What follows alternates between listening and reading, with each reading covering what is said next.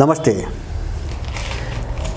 देश कति ठुलो भूराजनीतिक चक्रव्यूहमा फस्यो त्यसको बडो राम्रो चाहिँ एउटा उदाहरण भर्खरै मिडियामा आएको छ। मिडियाहरूले जानकारी गराए अनुसार रुसले नेपालसँग साझेदारी र विकासका लागि भनेर 14वटा प्रस्ताव पठाएको छ र उसले प्रस्ताव पठाउनु अनौठो कुरा होइन, किन रुस नेपालको हितको निम्ति धेरै गरेको देश हो। जस्तो पञ्चायत कालमा जो निजीकरण भनेर काङ्ग्रेसहरूले बेची खाए, चीन र रुसले बनाइदिएका उद्योग धन्दा हुन् सबै, हैन। 3 दर्जनभन्दा बढी बेचिए, तपाईँ हामीलाई थाहा छ। र जनकपुर चुरोट कारखाना घिटिघिटी भइरहेको छ, त्यो रुसले बनाएको हो, हैन। महेन राजमार्गदेखि लिएर अब हामी थुप्रै सुन्छौँ, बाँसबारी सुन्छौँ, भिरकुटी काज कारखाना सुन्छौँ, हरिसिद्धिको इँटा टाइल कारखाना सबै बेचे। जस्तो हरिसिद्धिको सारा माडीलाई बेचे, भिरकुटी काठ कारखाना इन्डियन माडीलाई बेचे, आदि इत्यादि। त बीचमा सोभियत सङ्घ विघटन भयो, रुस कमजोर भयो, त्यो कडी टुट्यो, हैन। तर अहिले रुसको पुनरोदय भएपछि रुसले आफ्नो त्यो सम्बन्धलाई पुनर्स्थापित गर्न प्रयास गर्नु अनौठो होइन, हैन। जस्तो यस्तो उभार रुसको पुनरोदय भन्छु मैले, सोभियतकालीन जो प्रभाव हो विश्वभरि, जो एउटा मैत्रीपूर्ण सम्बन्ध हो, त्यसको लहर यसरी आएको छ अहिले युक्रेन द्वन्द्वपछि कि अहिले त सबभन्दा ठुलो चाहिँ तपाईँको उभार एउटा हामीले अफ्रिका महाद्वीप झन्नै सिङ्गो अफ्रिका चाहिँ तपाईँको अहिले रुससँग छ। 100% अफ्रिका रुससँग छ। अहिले त्यहाँ पश्चिमाहरूलाई चुटेरै लखेट्ने अभियान सुरु भएको छ अफ्रिकामा। यही हालत ल्याटिन अमेरिकामा छ, हैन। ल्याटिन अमेरिकाको सारा चुनावबाट देखियो र यही हालत चाहिँ एसियामा छ, केही देश छोडेर। भने अब यस्तो किन भयो भन्छ भने, जस्तो युक्रेन द्वन्द्वमा यत्रो संसारको मै हुँ भन्ने, हैन, सुपर पावर भन्ने, महाशक्ति भन्ने यो अमेरिका र यसका सेटेलाइटहरू उपग्रहहरूको यत्रो दबाव धम्कीका बावजुद पनि कुनै पनि विश्व, हैन, रुसका विरुद्धमा जान टसमस गएन, हल्लेन, पश्चिमाहरूको धम्की दबावबाट हल्लेन। कारण के हो भन्छ भने रुसीहरूको त्यो अमूल्य योगदान दोस्रो विश्वयुद्धपछि, जस्तो अफ्रिका, ल्याटिन अमेरिका र एसियाका जति पनि देश उपनिवेशबाट मुक्त भए, प्रत्येक देशमा चाहिँ सोभियत सङ्घको लगानी छ। चीनको पनि थियो अपिलमा, तर सोभियत सङ्घको प्रत्यक्ष लगानी छ। सैन्य सहयोग गरेर पनि उसले देशहरू मुक्त गर्न सहयोग गरेको छ र आर्थिक रूपमा पनि ठुलो सहयोग गरेको छ। त्यो कडी अहिले जोडियो र त्यो कडी उसले नेपालमा जोड्नु अनौठो कुरा होइन। तर अनौठो कुरा यहाँ समाचारमा आएअनुसार के छ भन्छ भने, CIA का निकृष्ट कर्मचारीहरू जो सत्तामा सरकारमा बसेका छन्, उनीहरूले आश्चर्य प्रकट गरिरहे। रुसी दूतावासले वैशाख 21 गते प्रस्ताव पठाएको रहेछ। यहाँका CIA को झुन्ड क्रिमिनल ग्याङले, त्यसमा इन्डियन ग्याङ पनि छ, त्यसले आश्चर्य प्रकट गरेछ। कुनै एउटा मित्र देशले, हैन, द्विपक्षीय सम्बन्धको विकासको निम्ति प्रस्ताव पठाउँदा आश्चर्य प्रकट गर्ने मान्छेहरूको कुन लेभलका अपराधी हुन् र यो देशको सत्ताभित्र कस्ता अपराधीहरू बसेका छन् भन्ने कुराको मापन, त्यसको नाप यसैबाट चाहिँ निकाल्न सकिन्छ। आश्चर्य व्यक्त गरे। अनि समाचारमा आएअनुसार रुसी दूतावासले जेठ 2 गतेसम्म यसबारे जानकारी गराइदिन भनेर उसले अनुरोध गरेको थियो। यो CIA र रको झुन्डले आजसम्म त्यसको जवाब दिएको छैन, हैन। 2 गतेसम्म जानकारी गराइदिनु भनेको आजसम्म जवाब दिएको छैन। अमेरिकन आदेशमा, हैन, त्यसलाई चाहिँ रोकेको छ। तर कति दिन रोक्छ त्यो अब हेर्न बाँकी छ। यिनको ताकत रोक्ने ताकतले भेट्छ कि भेट्दैन, त्यो चाहिँ हेर्न बाँकी छ। मैले चाहिँ अलिकति त्यसको महत्त्वका बारेमा अलिकति केही, जो रुसी प्रस्ताव जो आयो, यसको चाहिँ भूराजनीतिक पाटो के हो, कहाँ गएर जोडिन्छ यो, यसलाई पनि अलिकति मैले चिरफार गर्नेछु। जस्तो मैले पहिले भने 91 मा सोभियत सङ्घको विघटन भएपछि रुस कमजोर भयो। उसले त्यो पुरानो सम्बन्ध विश्वभरि कहीँ पनि त्याग्न सक्ने स्थिति भएन, धेरै गरिब पनि भयो, दरिद्र पनि भयो। त्यही बिचमा नेपालसँगको एउटा कडी पनि टुट्यो, हैन। अब त्यही बेला जुन बेला चाहिँ तपाईँको जस्तो चीनको त खासै गणनै थिएन, एउटा शक्ति राष्ट्रको रूपमा हिसाबै थिएन। 1991 सम्म सोभियत सङ्घ विघटन भइसकेको थियो। त्यही बेला इन्डियन र पश्चिमा मिलेर, हैन, त्यही सोभियत सङ्घ विघटन हुने बित्तिकै इन्डियन सत्ता पनि पश्चिमी कित्तामा गयो। ठिक त्यही बेला रुस र इन्डियाका बिचमा भएको 20 वर्षे शान्ति तथा मैत्री सन्धिको म्याद पनि सकियो। त्यही सकिएको मौकामा चाहिँ काङ्ग्रेस आईलाई प्रयोग गरेर, जस्तो त्यहाँभित्र भएका PV नरसिंह राव भए काङ्ग्रेस आईभित्रका, अथवा चाहिँ मनमोहन सिंहहरूलाई प्रयोग गरेर इन्डियाको सत्तालाई उनीहरूले पुरै अमेरिकन कित्तामा लगे। अमेरिकन किताबमा लगिसकेपछि यहाँ निजीकरणको एउटा अभियान सुरु भयो, जसमा चाहिँ इन्डो पश्चिमा सबै शक्तिहरूको सहमति थियो। किन्नी लुटेर खानी त इन्डियन भयो, सहमति नहुने कुरै भएन। र नेपालको अर्थतन्त्र एउटा डिजाइनमा समाप्त पार्न पाउँदा पश्चिमाहरू चाहिँ असहमत हुने कुरा पनि भएन। अब त्यो निजीकरण काङ्ग्रेसको नाममा एउटा अपराधी रूप प्रयोग गरेर जो राष्ट्रिय उद्योग धन्दा बेचे नि, जस्तो मैले भने नि, जस्तो मैले चाहिँ इनका एजेन्डा जो शब्द सुन्छौँ नि, काङ्ग्रेसले निजीकरण भनेको के, यिनको व्याख्या, दलालहरूको व्याख्या, यो अपराधीहरूको भाष्य। मैले त्यो भाष्य भनेको निजीकरण भनेको बेच्नु होइन, उन्नत बनाउनु, अझ विकास गर्नु होइन कि निजीकरण भएको भयलाई बेचेर खाइदिनु होइन। जस्तो राज्यको पुनर्संरचना भने नि, यहाँ राज्यको पुनर्संरचना देश सबै त्यस्तै रह्यो होइन। यो 63 पछि राज्यको पुनर्संरचना जो भने देश सबै त्यस्तै रह्यो। त्यो पुनर्संरचना के भन्छ भने साम्प्रदायिकतामा देशलाई बाँड्नु र भाँड्नु पुनर्संरचना। अनि विकास, यिनको भाष्यको कुरा गरेँ मैले। यिनी ठ्याक्कै त्यही अमेरिकन जस्ता छन्, यिनी ठ्याक्कै त्यही युरोपियन जस्तो छन्। यिनको भाष्य विकास भनेको के, एकदम विकास भनेको जो ठुलो विकासको मोडालिटी बोकेका छौँ भन्छ नि, विकास भनेको के, 20 खरब व्यापार घाटा पुर्याउनु देशलाई। पञ्चायत कालमा 45वटा सामानमा आत्मनिर्भर रहेको देश र हाम्रो देशले धान चामल कम्पनी खोलेर होइन, धान चामल निर्यात गर्थ्यो, तरकारी निर्यात गर्थ्यो, थुप्रै चिज निर्यात गर्थ्यो होइन। अहिले हामी 50 अरबको त धान चामल किनेर खाइरहेछौँ होइन प्रत्येक वर्ष। भनेपछि विकास भनेको के, 20 खरब व्यापार घाटा पुर्याउने होइन, 20 खरब वैदेशिक ऋण पुर्याउने, 8 खरब बेरुजु पुर्याउने र नेपालमा कुनै नेपाली बस्नै नसक्ने गरी आधा नेपाली यहाँबाट निकालिदिने, यिनको विकास, यिनको भाष्य हो। यस्तै भाष्य यिनीहरूले अहिले चाहिँ रुसी प्रस्तावमा प्रयोग गर्न खोजिरहेका छन्। जस्तो अब मैले भने नि, त्यो निजीकरणसँग धेरै पाटो जोडेका थिए, हामी राम्रोसँग बुझौँ। एउटा पाटो त नेपालको आर्थिक रूपमा टाट पल्ट्याएर अहिले नेपाल जस्तो छ यो ठाउँमा लैजाने, किन त्यसले गएपछि उनले चलाउन सजिलो भयो। अब देशलाई त उनको हातमा बुझाउनु पर्ने भयो, त्यो वातावरण उनले बनाउनु खोजेका। त्यति मात्रै थिएन, त्यहाँ अर्को पाटो जोडिएको थियो। त्यो पाटो के थियो भने, तपाईँ हामीले ख्याल गरौँ, रुस र चीनले पञ्चायत कालमा बनाइदिएका जति पनि उद्योग धन्दा थिए, जुन उद्योगले देश चलेको थियो, देश धानेको थियो, त्यो सबैलाई बेचाएर नेपालको भूराजनीतिभित्र अथवा नेपाली चाहिँ मनोविज्ञानमा रुस र चीनको स्मरण मेटाउने एउटा जालसाजी थियो।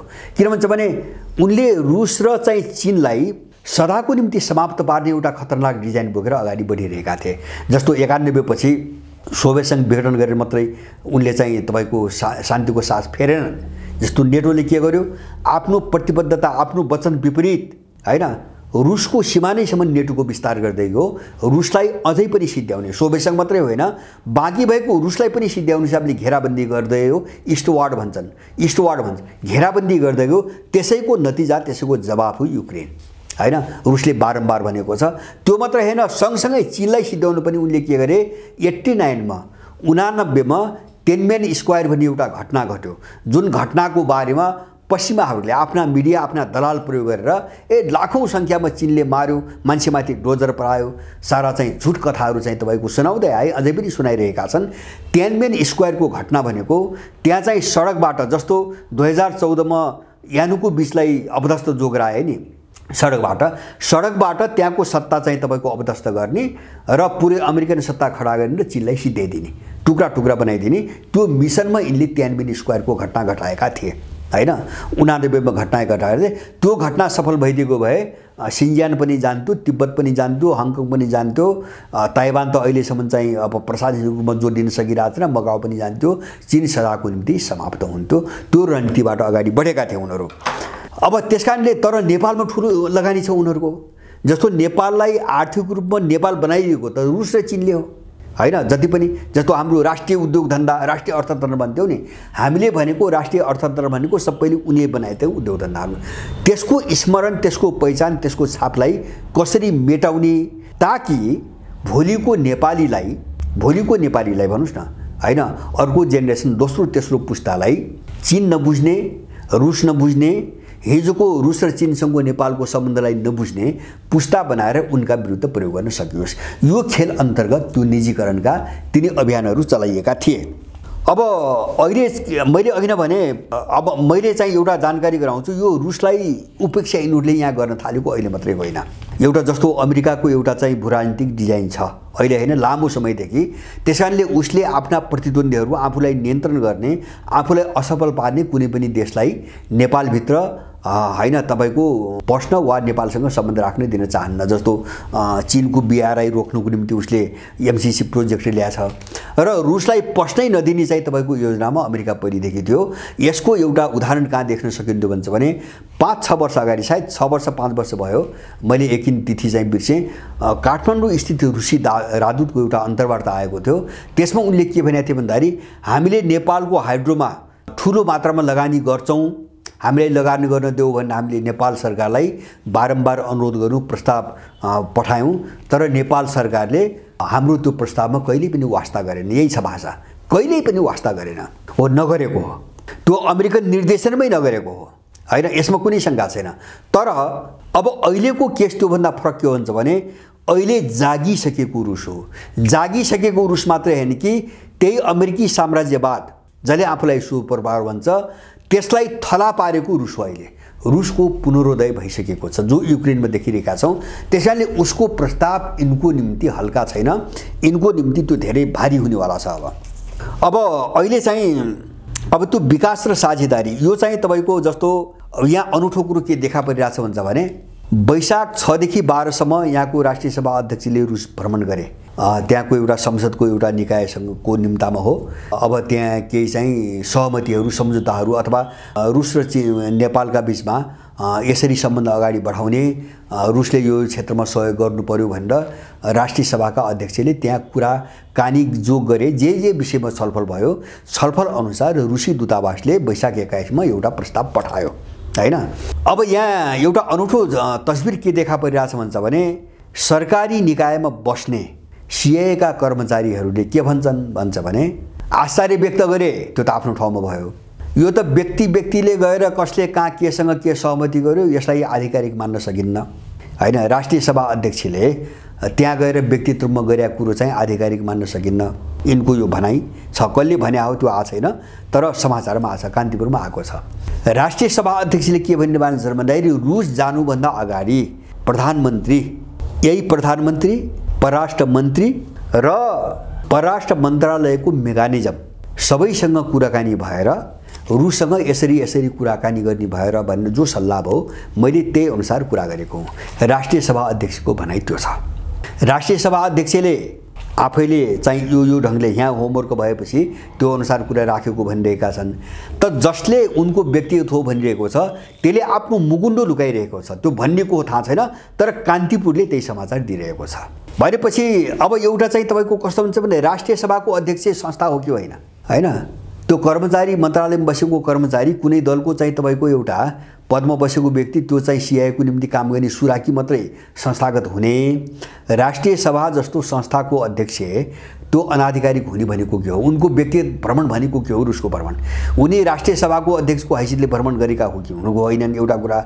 दोस्रो कुरो, उनले जे बाहिर भनिरहेछन् नि, प्रधानमन्त्री पुष्पकमल दाहाल, परराष्ट्र मन्त्री हैन, को थियो त्यो बेला परराष्ट्र मन्त्री लगायत परराष्ट्र मन्त्रालयको एउटा संयन्त्रसँग छलफल गरिकन मैले त्यही सल्लाह अनुसार मैले त्यहाँ कुरो राखेको हुँ भन्ने जब भनिसकेपछि त्यसको त खण्डन गर्नु पर्यो नि यिनीहरूले। एउटा राष्ट्रिय सभाको अध्यक्ष संस्था होइन भन्नु पर्यो। अर्को कुरो, उनले जे भनेका छन् त्यसको खण्डन हुनु पर्यो। तर यसलाई पाडे भाषामा पन्छाउन खोजिरहेका छन्, केही CIA का मान्छेले पन्छाउन खोजिरहेका छन्। म यतातिर अहिले जान चाहन्न, किन यो चाहिँ अब यो रुसी प्रस्ताव मैले एउटा मात्रै के भन्छ भने मैले अघि नै भने जस्तो हाम्रो बझाङ जिल्लाको माझाबनी ठाउँमा अमेरिकाले सैन्य क्याम्प खडा गरिसकेका छ हैन। मैले एउटा भिडियोमा मैले यसभन्दा अगाडि भनिसकेको छु, सैन्य क्याम्प खडा गरिसकेको छ र एउटा ठुलो इलाकामा नेपालीहरूलाई प्रवेशमा पूर्ण रूपमा रोक लगाइसकेको छ। र यस्तै समाचार दार्चुला, बाजुरा, हुम्ला र मुगुबाट पनि आइरहेका छन्। त अब यो रुसी प्रस्ताव के हो भन्छ भने मैले यो भन्दा सायद कतै भनेका थिएँ, मैले यो आफ्नो च्यानलमा नभनेको भए पनि, जस्तो MCC को जो ट्रान्समिसन लाइन भनिन्छ नि त्यसको चाहिँ हेरौँ, त्यसको चाहिँ रुट हामीले हेरौँ है राम्ररी। त्यो ट्रान्समिसन रुट यसरी ल्याएको छ अमेरिकाले, जो ठ्याक्कै चीनको जो चाहिँ रेल प्रस्ताव हो ठ्याक्कै त्यसमाथि खापेर ल्याएको छ हैन। जस्तो केरुङ काठमाडौँ, यहाँबाट पोखरा, पोखराबाट बुटोल आदि इत्यादि। यसको ट्रान्समिसन लाइन पनि काठमाडौँ, त्यसपछि चाहिँ त्यही चाहिँ तपाईँको नुवाकोट हुँदै चाहिँ तपाईँको बुटोल हैन। अब त्रिशुली दमौली हुँदै चाहिँ तपाईँको बुटोल। भनेपछि अमेरिकन चाल के हो भन्छ भने एमसिसी प्रोजेक्ट ल्याएर अब त्यो आसपास उसले जति एरिया कब्जा गरेर त्यो गोप्य रूपमा षड्यन्त्रमूलक जे अपराध गर्न खोजिरहेको छ, युद्धको तयारी गर्न खोजिरहेको छ, त्यसको सेक्रेसीको निम्ति, त्यसको गोपनीयताको निम्ति त्यहाँ वरिपरि कसैलाई आउन दिन चाहन्न, कसैले पनि आउन दिन चाहन्न। र अब अहिले एमसिसीको कुरो आइसकेपछि जस्तो बीआरआईसँग त्यही काङ्ग्रेसले आफै गरेका, ओलीले आफै गरेका, पुष्पकमलले आफै गरेका सबै योजनाहरू चाहिँ अवरुद्ध भएका छन्। त्यो तपाईँ हामीलाई थाहा छ, कुनै पनि योजना अगाडि बढ्न सकिरहेका छैनन् अमेरिकन दबावमा। भएका सम्झौताहरू, भइसकेका सम्झौताहरू पनि त्यो हाम्रो पाटो देखिरहेछौँ। तर अहिले रुसका प्रस्तावमा यसको चाहिँ गम्भीरतालाई अलिकति आकलन गर्नको निम्ति म रुसका प्रस्ताव कि यिनी प्रस्ताव चाहिँ तपाईँको बेठिक हुन् भन्नु पर्यो, सिआइएका कर्मचारीहरू कि बेठिक भन्नु पर्यो। जस्तो एउटा प्रस्ताव छ, 14वटा चाहिँ तपाईँको मूल प्रस्ताव छन्, त्यसमा एउटा प्रस्ताव छ मस्कोबाट नेपालमा सिधै इन्धन उपलब्ध गराइदिने हैन। इन्डियाको यत्रो अत्याचार छ, पेट्रोल डिजल मट्टितेलमा यत्रो अत्याचार छ, यत्रो मनपरी छ, एकाधिकार छ हैन। एकाधिकार इन्डियाको मात्रै छ। रुसले सिधै इन्धन उपलब्ध गराइदिने प्रस्ताव राखेको छ हैन। यो कसको निम्ति नराम्रो हो यो भन्नु पर्यो र प्रत्येक नेपालीले यसको जवाब खोज्नु पर्यो यिनी अपराधीहरूका मुखबाट। दोस्रो, हाइड्रो पावर स्टेसन निर्माण गर्ने, यो उसले धेरै पहिलेदेखि राख्दै आएको प्रस्ताव हो। यो दुवै प्रस्ताव इन्डियनलाई पनि नपस्ने प्रस्ताव हुन्। हाइड्रो पावरमा लगानी र तेल नेपालसम्म चाहिँ ल्याइदिने सिधै भन्ने यो इन्डियनहरूलाई पनि कतै पनि नपस्ने कुराहरू हुन् हैन। बरु यो यिनी दुईटा चिज पश्चिमासँग त्यति सरोकार छैनन्, तर इन्डियनलाई नपस्ने कुराहरू हुन्। अब मेचीदेखि महाकालीसम्म रेल सेवा निर्माण गर्ने, सुरुसे मेची महाकालीलाई रेल सञ्जालबाट जोड्ने। त्यसपछि अर्को चाहिँ प्रस्ताव छ हेलिकप्टरहरू उपलब्ध गराइदिने, सेनालाई हेलिकप्टरहरू उपलब्ध गराइदिने। अनि अर्को प्रस्ताव छ पोखरा सडक खण्ड निर्माण गरिदिने हैन। अहिले पोखराको हालत हामीले देखिरहेछौँ नि, मुगलिङबाट पोखरा जान थाल्नुभयो भने राम्रो मान्छे पनि बिरामी भएर चाहिँ फर्किनुपर्ने स्थिति छ, फर्किरहेको छ। खेलकुदमा सहकार्य, अब त्यसपछि अफरोड गाडीहरू उपलब्ध गराउने, सांस्कृतिक सम्बन्धलाई बलियो बनाउनका लागि लुम्बिनीमा रुसी बुद्धिस्ट मन्दिर स्थापना गर्ने लुम्बिनी क्षेत्रमा। त्यसपछि छात्रवृत्तिको सङ्ख्या, जस्तो अहिले सरकारी तहबाट जाने छात्रवृत्तिहरूको सङ्ख्या 18 छ, यसलाई बढाए, जस्तो इन्जिनियरिङ मेडिकल सबै क्षेत्रमा यसलाई बढाएर 200 को सङ्ख्या गर्ने, छात्रवृत्तिको सङ्ख्या 200 सम्म गर्ने। अब यिनी प्रस्ताव चाहिँ तपाईँको रुसी प्रस्ताव भनेर सार्वजनिक भएका छन्। अब अरू चाहिँ यी प्रस्तावसँग जोडिएका अरू कामहरू त्यहाँ धेरै छन्। मूल प्रस्ताव 14वटा छन्। यो प्रस्ताव रुसले पठाएको छ, यिनीहरूले जवाब दिएका छैनन् अहिलेसम्म। मैले भने जवाब यिनले नदिने हो अथवा चाहिँ तपाईँको हामीले यो मान्दैनौँ भन्ने हो भने प्रस्ताव मैले यिनै हुन्, यिनी राम्रा नराम्रा के छन् त्यो सबै नेपालीले बुझ्ने कुरा हो। हामी गर्दैनौँ भने यिनीहरू एउटा चाहिँ तपाईँको एउटा दुश्चक्र, एउटा खाडलमा चाहिँ यिनीहरू पर्ने कुरा अब चाहिँ निश्चित छ। मैले यसको भूराजनीतिक कोणबाट किन गरेको भन्छ भने एउटा त त्यो पुरानो सम्बन्धलाई पुनर्जीवित गर्ने उसको स्वाभाविक प्रक्रिया हो, किन त्यो ढङ्गले अब सक्षम भयो रुस। 91 मा भत्किएको चाहिँ तपाईँको भत्किसकेपछिको रुस र आजको रुस एउटै छैन। युक्रेन द्वन्द्वपछि त अमेरिकालाई पनि घुँडा टेकाएको, थला पारेको देशको रूपमा स्थापित भइसकेको छ रुस। त्यसकारणले उसले चाहिँ तपाईँको जहाँ अमेरिकन चलखेल गर्छन् नाङ्गु रूपमा, घृणित रूपमा, त्यसलाई चेक गर्नको निम्ति रुसीहरू त्यहाँ पस्छन् हैन। यो सबै चाहिँ राजनीति बुझ्ने मान्छेले अनुमान गर्न सकिने कुरा हो। र मलाई के लाग्छ भन्छ भने यो चाहिँ नेपालमा जुन नाङ्गोपन, निकृष्टता अमेरिकनहरूको अगाडि बढिरहेको छ, यसलाई चेक गर्ने एउटा हतियार पनि हो, यसलाई नियन्त्रण गर्ने। त्यो नियन्त्रण कसरी भन्छ भने रुसले पनि यति व्यापक रूपमा सम्बन्ध स्थापित गर्यो भनिसकेपछि अमेरिकनहरू चलखेल गर्ने, उनले गतिविधि गर्ने कुनै गोप्य इलाका चाहिँ रहन सक्ने छैन हैन। उनले जो एउटा सेक्रेट एरिया ठाउँमा पकेट बनाएर जो सेक्रेट एरिया, जस्तो मैले अहिले बझाङको माझामा भने जहाँ अमेरिकाको सैन्य क्याम्प राखिसक्यो उनीहरूले, त्यस्तै कुनै सेक्रेट एरियाहरू यिनको बस्ने छैनन् र यो अमेरिकनहरूको निम्ति पनि चुनौती हो। अब बाँकी हेर्न के छ भन्छ भने यहाँका सिआइए र रका जो कर्मचारीहरू छन्, जो क्रिमिनलहरू छन् हैन, कर्मचारी तन्त्र राजनीतिक दलभित्र यिनीहरूको चाहिँ अब परीक्षणको बेला आएको छ। अब यिनीहरूले यो प्रस्ताव गलत छ भने अब नेपाली जनतालाई यस कारणले गलत छ हामी गर्दैनौँ भन्नु पर्यो, होइन भने यिनलाई समात्दै यिनलाई ठेगान लगाउँदै गर्नुपर्ने बेला आइसकेको छ। यो अपराधी देशको विकास हुन नदिने र कुनै देशसँग सम्बन्ध राख्न नदिने एउटा देशको चाहिँ निर्देशनमा यो अपराधी ग्याङलाई समात्दै मार्दै गर्नुपर्ने स्थिति आइसकेको छ। हामीले यसको पक्षमा जोरदार आवाज उठाउँ। किन भन्छ भने मेरो आफ्नो बुझाइ के हुन्छ भने देश यस्तो गराएको इन्डियन, अमेरिकन र युरोपियनले हो हैन, अरू कसैले पनि नेपाल यस्तो बनाएको होइन। उनलाई यहाँबाट खेद्ने हो वा कम्तीमा पनि उनलाई सन्तुलनमा ठेगानमा ल्याएर आफ्नो ठाउँमा बस्न बाध्य बनाउने हो भने नेपालमा चीन र रुससँगको सहकार्य अथवा उनको चाहिँ तपाईको सहयोग, लगानी अथवा सम्बन्ध विस्तार हो नि, त्यो व्यापक रूपमा हुन एकदमै जरुरी छ। त्यसले मात्रै यिनलाई चाहिँ ठाउँमा ल्याउँछ र यिनले नाङ्गु रूपमा यो गतिविधि गर्न सक्दैनन्। अहिलेसम्म त्यो नभएर देश यस्तो भयो। मानौ यही चिज जस्तो 47 सालपछि रुस आजको पोजिसनमा भइदिएको भए अथवा चीन आजको पोजिसन भइदिएको भए नेपाल यो हालतमा जाने नै थिएन। त्यो एक खालको सन्तुलन कायम हुन्थ्यो, मन पनि गर्न पाउँथेन।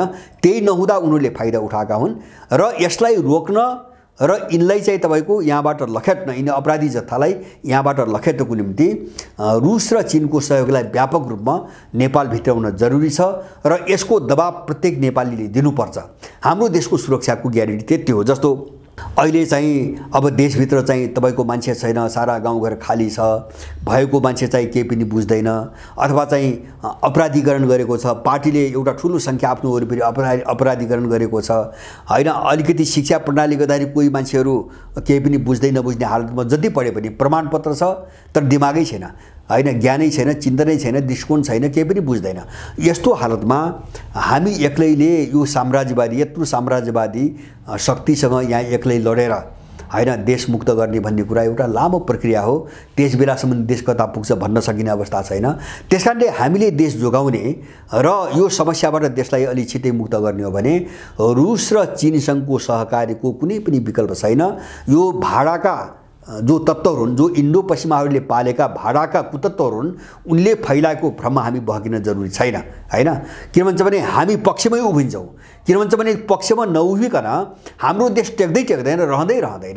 किन एउटा गिजोल्ने र भत्काउने शक्ति छ र त्यसलाई ठेगान लगाउनुको निम्ति त्यसको अर्को चाहिँ विरोधी जो शक्ति हुन्छ, त्यसको दुश्मन जो शक्ति हुन्छ, त्यसलाई चाहिँ तपाईको बलियो नबनाइकन अथवा त्यससँग सम्बन्ध सुधार नगरिकन देश बस्न सक्ने सम्भावना छैन। यस्तो कल्पना कुनै पनि नेपालीले गर्न हुँदैन। त्यसैले रुसी प्रस्तावको पक्षमा रुसले जो ल्याछ यसको पक्षमा देशव्यापी रूपमा हामीले यो सबै नेपाली कहाँ कुरो पुर्याउँ, हामीले सन्देश दिउँ र जो नमान्नेहरू हुन्, जसले जवाब दिइरहेका छैनन्, जसले उल्टो आश्चर्य व्यक्त गरिरहेका छन्, तिनी अपराधीहरूको पनि अनुहार चिनौँ र तिनलाई चाहिँ खुल्याम दण्डित गर्ने एउटा मनोबल पनि हामीले उठाउँ। यसमा चाहिँ हामी सचेत हुनुपर्छ भन्ने मेरो चाहिँ सबैसँग आग्रह छ।